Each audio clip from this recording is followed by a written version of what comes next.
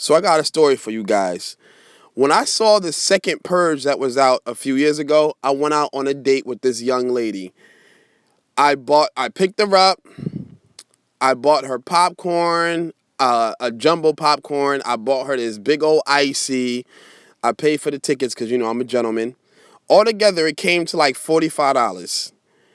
This girl didn't take one sip of the icy, and she probably had maybe 3 kernels of popcorn and left the whole tub sitting there. Didn't even say thank you, mind you. But I ain't petty. I wasn't thinking about stuff like that at the time. She didn't say thank you. And she didn't even eat or drink the concessions I got her. And then at the end of the movie, my sister hit me up with an emergency. And this girl had the nerve to sit here and tell me that I was talking to quote unquote other bitches while I was in the bathroom, and I was lying about talking to my sister. After that, you already know it was downhill from there between us. But anyway, that was my experience with the second Purge. I was not going to review this movie. I was going to review Tarzan instead. But everybody, when I went to work today, everybody was asking me, yo, you gonna review the Purge? Yo, this movie looks so crazy. You got to review this movie, son. You got to review this movie.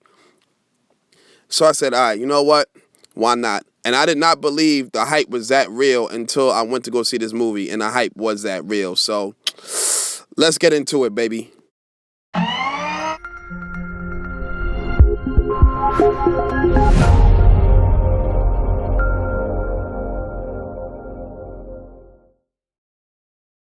So years ago, my family went to Florida for vacation, and we went to this one small town in Florida named Pensacola for about maybe 2 days. One particular night, my sister and I wanted to go watch K-Pax. They had it playing at this old neighborhood theater. K-Pax is a fantastic movie, by the way. So anyway, we're walking to this theater. We don't know anything about this town, and this pickup truck with a gang of white folks in it just rolled up on us and just started yelling a whole gang of racial slurs. So my sister and I looked at each other and was like, yeah, we don't need to watch this movie that bad. So we turned around. The same pickup truck with the same white folks yelling the same slurs just kept circling the block, and every time they kept slowing down closer and closer to where we were. That was one of the most uneasy, awkward, uncomfortable, frightening situations in my life. We had no idea what these dudes had planned for us. It could have gotten violent if we were on the street a lot longer. We didn't know what was going on. They were completely unpredictable at that point. And the reason why I'm telling you this story is because that feeling that I had was the same feeling I got when I watched this movie. This movie is a definitive sequel to the second one. The second movie really isn't a sequel in terms of storyline. It's just like The Purge happens the year after the first movie. This is a definitive sequel to the second one, which is good because some of the characters that you like from the second movie are back in this movie, unless they're dead, obviously. Also, when they say art imitates life, they're talking about movies like this. They're talking about things like this. This movie is a perfect example. This movie has Black Lives Matter symbolism in it. There's subliminals all over the place. There's all types of metaphors. There's a character that looks like Bernie Sanders. The female presidential candidate is obviously supposed to be Hillary. The male candidate is supposed to be Donald Trump. He uses a term, "Let's make America great again," in the movie. I think that's also part of the poster, too. It says, "I purge, let's make America great again." And, a lot of people out here now make jokes like, oh, if Trump wins, the purge is going to be real. But honestly, when I hear stuff like that, I'm just like, yo, really, like, don't even joke like that, because when you watch the Purge movies, if things like that really happens, I don't want to live in a world like that. There's a scene in this movie, and no, I'm not spoiling it for anything for you. There's a scene in this movie like a few hours before the Purge starts. It's these guys coming from overseas, and they're like, oh, well, what brought you over to the States? And he's like, oh, because we want to unleash all of this hate out on another human being like true Americans do. And when I heard that line, I was just like, wow.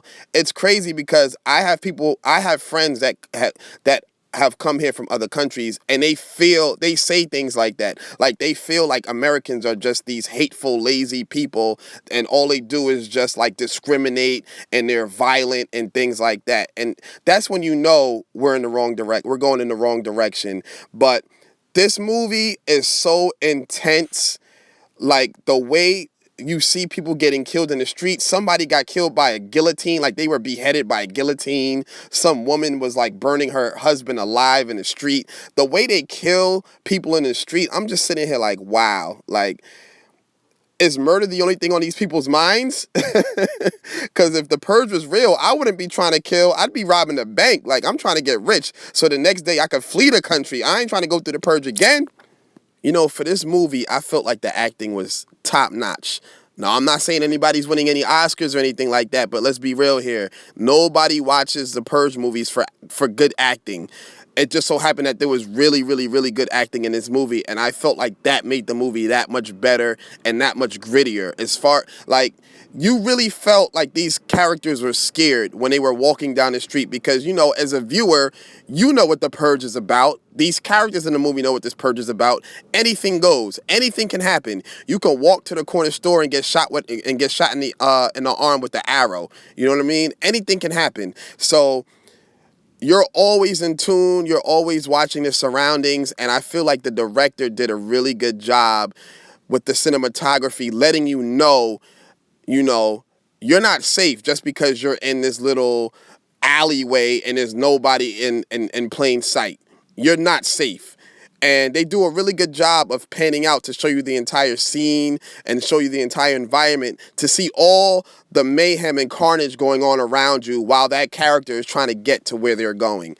The writers definitely got creative with the vehicles that these purgers use. And they really got creative with the purge period. Like, instead of it just being, mass hysteria and all this carnage and mayhem going on, they had some type of logic behind it, so to speak.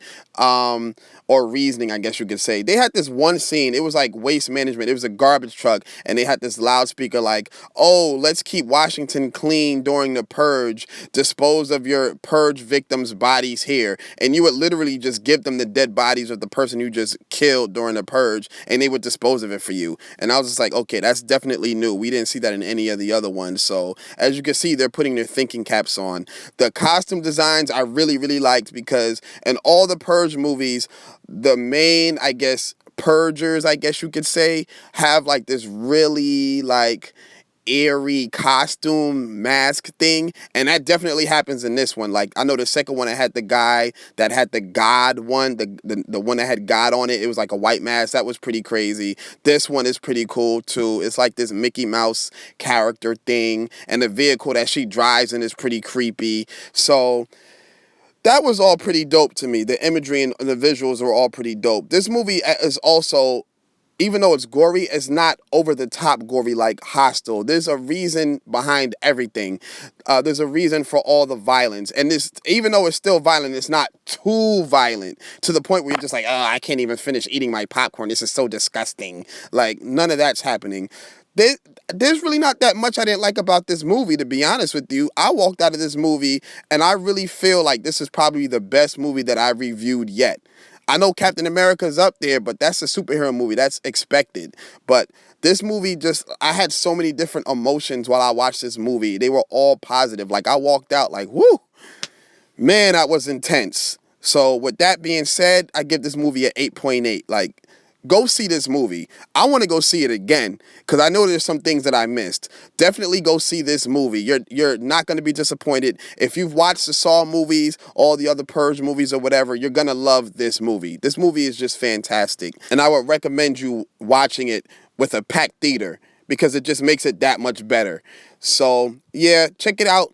Let me know what you thought in the comments, y'all. Sorry if you really were expecting a Tarzan one, but maybe later. I don't know. But, I'm going to have another one for y'all soon, probably next week or so, whatever. Hit me up on Facebook. Hit me up on Twitter, ABWON. Subscribe to my page. Subscribe to my channel. Share my videos, like my videos, comment on them, all of that good stuff. Thanks for listening. Thanks for viewing, and be good, y'all. Adios.